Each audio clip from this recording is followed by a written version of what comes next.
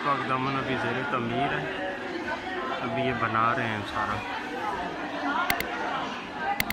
ये तकरीबन 1.5 साल से बंद था, ये मुहर्रम में खोला इन्होंने।